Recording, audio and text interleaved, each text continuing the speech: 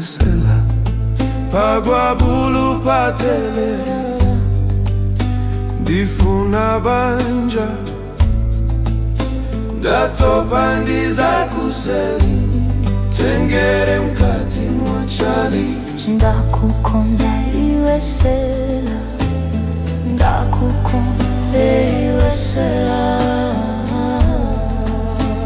mvetsera simpeke Sela ndimakonda iwe Sela ndimakonda iwe Sela Sela mwana wa Ticha ndimakonda iwe Sela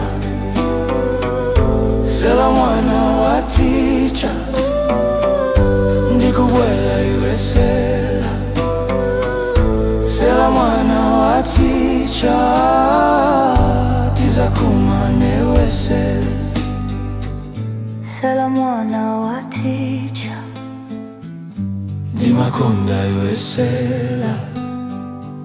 Sela mwana wa Ticha